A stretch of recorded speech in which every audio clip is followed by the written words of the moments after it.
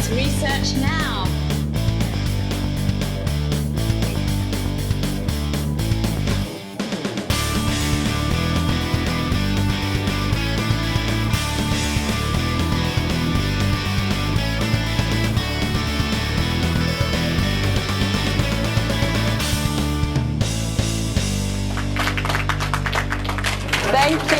Thank you. Welcome back to Research Now Live. I'm your host, Sadia Corey, and I'm here.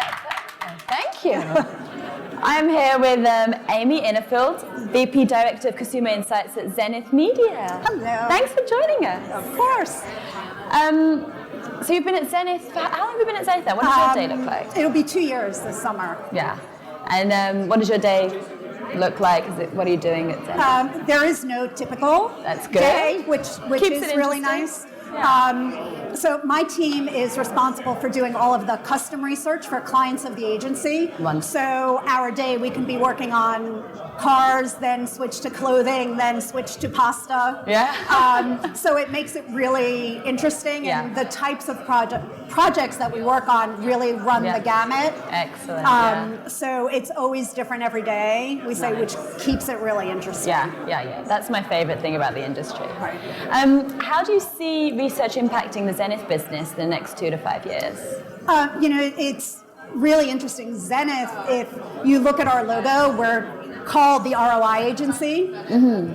So knowing that is a very important thing. And I think more and more of our clients are now starting to ask, we have this great media plan. Right. Did it really work? What did it deliver for us? Got it. So many clients are now coming to us saying, how can we prove the sponsorship really worked? What was the Right. effectiveness of that campaign? Right. And that's where we really come in to help our clients prove out, you sponsored this great program, and Right. something at the end, it really did provide a lift in your brand awareness and intent to purchase your product. Yeah. And I think more and more clients are starting to key on to that. We've spent all of this money. Yeah. What are we What are we really getting? seeing from it, Yeah. aside from just what we can see on our back end from our sales numbers? Yeah. So I think that's just going to get bigger and bigger. Absolutely. So you see a number of trends since you've been working in the industry. Name one that you think's worth watching and what you find interesting about it. There are a lot of talk nowadays all about social media, Yeah. obviously, but I think everyone really needs to keep an eye on the older generation and their increased usage of social media and how it's starting to impact their daily lives as well. Absolutely. And not only how they're using it, but how we as marketers and advertisers can really use it to get our messages out to the generation that is, I don't want to say pushed aside, but they're not that 18 to 49 They're not the forefront specific of demo that everyone Right. thinks about. But I've always thought too, they're the ones with all the disposable income. Yeah. So it's just another way to try and engage that audience as they become more and more fluent with that type of communication. Yeah. So you're talking a little bit about consumer behaviors. What are some of the most interesting changes that you've noticed in consumer behavior in the past year or two? Well, and I think in the past year, and also looking forward a little bit, I think we have to change the way we define retail. Everyone is so accustomed, well, I'm going to walk into this supermarket and buy Buitoni pasta. Right. I am going to go to H&M and buy a piece of clothing. The way consumers perceive retail now is also changing. They expect to be able to turn on their phone, click on an app, and buy what they've seen.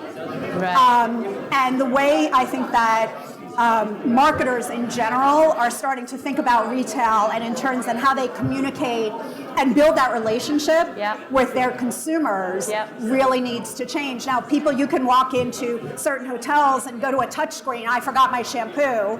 Go to the touch screen and there comes your bottle of shampoo. So I think the whole world of retail is something to really keep an eye on over the next little bit. Absolutely. So shifting gears a little bit, talk a little bit about you. Lots of people have bucket lists and things they want to do, their time here. What are top 3 things that you'd like to do? Right.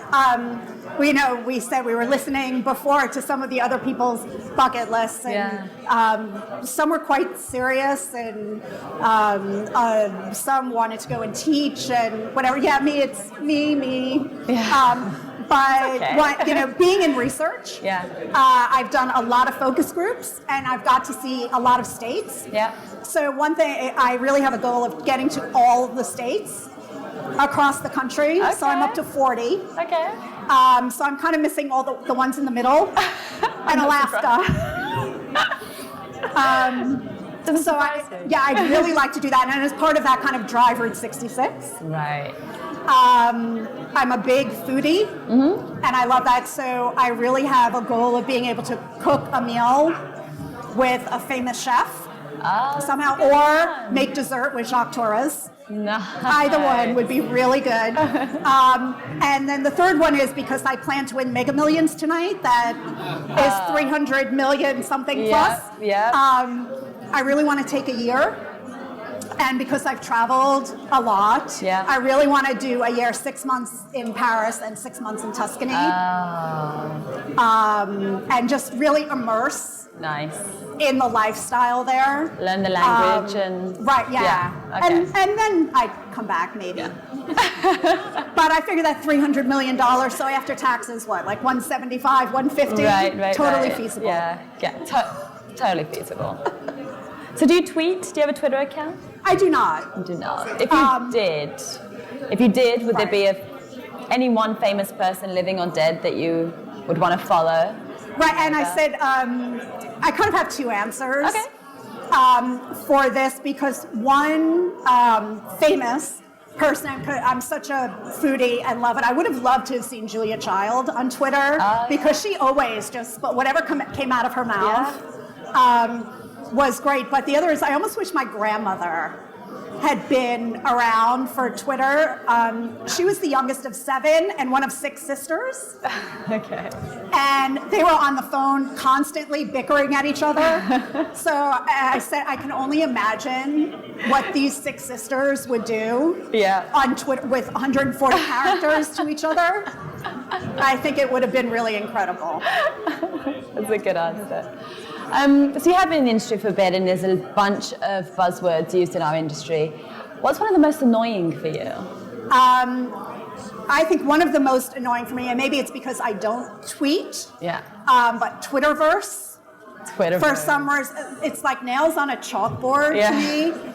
And the other is I don't know why everything in our industry has to have an acronym. Right. Like everything is condensed to 3 letters. Right. I mean, I know we're at ARF. So I probably shouldn't say that. Good point. But it does. It seems every single project, anybody you work with, everything has been reduced to an acronym, and it's kind of, letter writing has gone away. Everything traditional has kind of gone away, and we're all such in the essence of time. Can we not just say 3 words? Right. Anymore, instead of condensing everything down to 3 letters. Yeah. Totally makes sense. Well, thank you so much. And if you do win that lottery tonight, I will share with you. Take me to Tuscany. Absolutely. I will do that. That's a deal. You got that on camera. And it's on tape. It's on tape, yeah. I want to give you a little thank you gift for your time. Oh, thank you very much. Thank you very much.